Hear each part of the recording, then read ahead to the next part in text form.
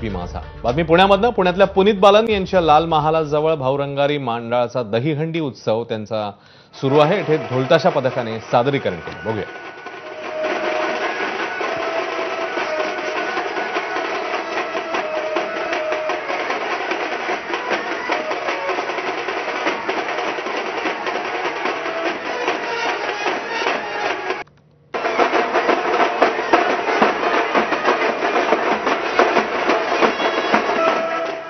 जर आपण बघितलं तर खूप सुंदर अशी सजावट केलेली आहे, रोषणाई आहे आणि आपण बघतोय रात्री जेव्हा या ठिकाणी दहीहंडी फुटेल या ठिकाणी एक वेगळा उत्साह असेल, चैतन्य असेल।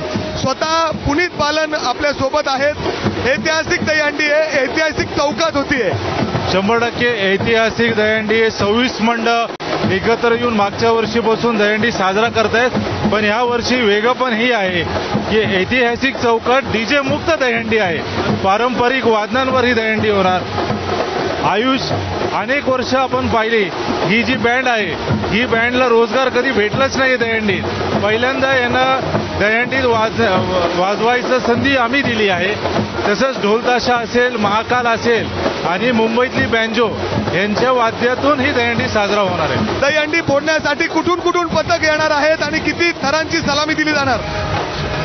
कमीत कमी 15 ते 16 पथकं हे सलामी देणार आहे। त्याच्यातले 3 महिलांची पथकं आहे आणि जी दहीहंडी फोडणार आहे ती राधाकृष्ण गोविंदा पथक आहे।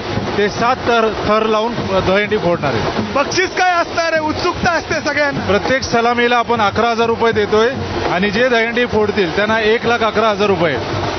प्रत्येक सलामीला 11,000 रुपये आणि जे कुणी पथक दहीहंडी या ठिकाणी फोडेल त्याला 1,11,000 रुपयाचं असं बक्षीस असणार आहे। मात्र आता जर आपण बघितलं तर पुण्यात देखील दहीहंडीचा एक वेगळा उत्साह पाहायला मिळतोय आणि हळूहळू आता सलामी देण्यासाठी थर देखील या ठिकाणी लावले जातील।